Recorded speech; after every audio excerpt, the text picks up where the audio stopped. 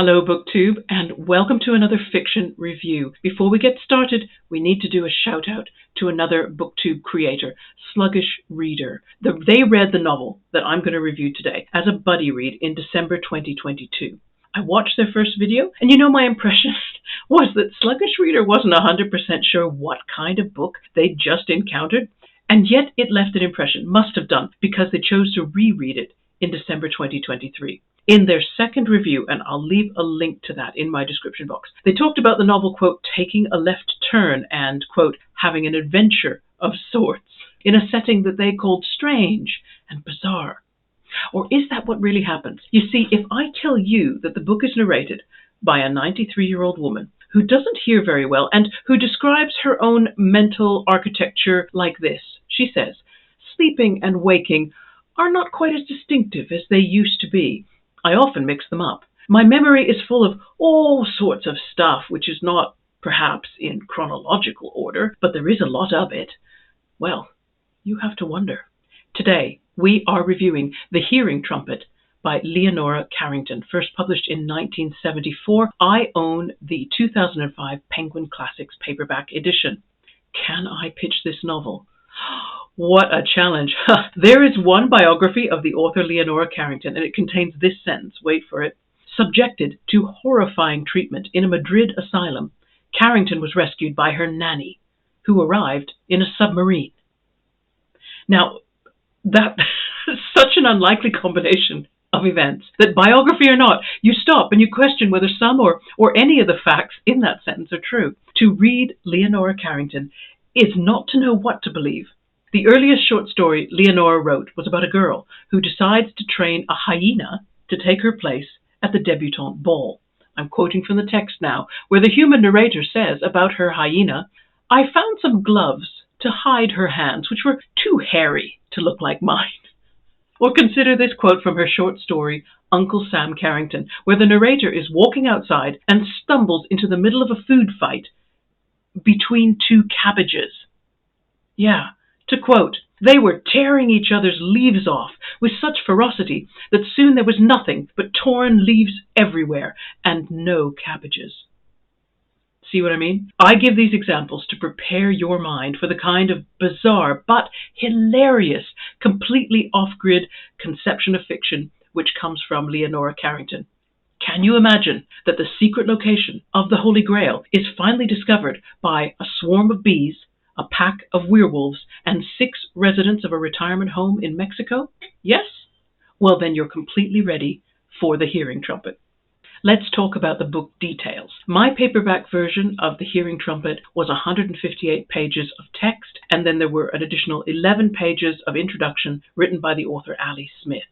I believe I bought it from the branch of Waterstones in Norwich, the same day I bought Erasure by Percival Everett and Masks by Fumiko Enchi, both of which I've reviewed on this channel already. Now, I paid full price, £9.99, or that's about $12.50 US. So it's a shame, that I seem to have had second thoughts about this book once I got it home. I was really keen to read Everett and Enchi, got those done, but somehow a little nervous about Carrington, and maybe that was completely down to the cover art. It just, I don't know. There is no Kindle version of the novel, or any ebook version that I can find. In fact, apart from a single short story, Amazon had no ebook versions of Leonora Carrington's fiction. It suggests, and other suggestions are available, that Carrington may have taken issue with having her material electronically available. But that has to remain my suspicion only because I couldn't find any confirmation of that online. Oh, and by the way, I noticed that secondhand copies seem to be much the same price as new ones. Not sure why. So what do we know about the author?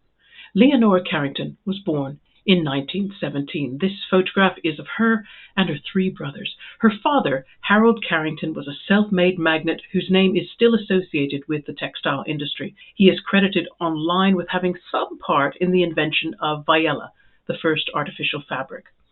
In the biography of Leonora, written by Susan Aberth, Harold Carrington is described as the stereotypical Victorian father whose authority was absolute. Privately, Leonora called him Lord Candlestick, and father and daughter were often at odds with each other. Leonora was expelled from two different girls' schools and did not settle down until her parents recognized her artistic talent and they allowed her to take tuition at the Chelsea School of Art in 1936. Now, in that same year, King Edward VIII abdicated the throne in England so that he could marry the woman he loved and defied royal tradition. It's interesting to speculate whether his actions were any influence on Leonora, who defied her father in 1937 and began a relationship with the surrealist painter Max Ernst, whom she met while in London. They went to France and lived together until the Second World War, when Ernst was arrested as an enemy alien. Carrington suffered a mental breakdown at the loss and was held in an asylum in Spain, from which she did eventually escape. From Spain, she traveled to Mexico, where she lived for most of her life. It is said that she produced more than 2,000 paintings in her lifetime and is considered one of the great surrealists. She also wrote a number of short stories and a memoir recounting her breakdown and recovery. The Hearing Trumpet was her only novel, published 3 years before her 60th birthday. Carrington lived to the age of 94 and died in 2011.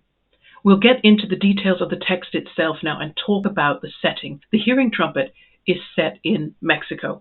This is not clearly stated when you begin reading, and I agree with the sluggish reader that it's easy to miss the small number of instances where the location is hinted at. However, and this is a big however, as the narrative progresses, the line between what is real and what may or may not be real, the boundaries blur. And in geographical terms, the earth itself changes shape. I'm not joking. So that the last sentence of the novel informs us, if the old woman cannot go to Lapland, then Lapland must come to the old woman. It is worth reading the book just to figure out how on earth that sentence can make any sense at all.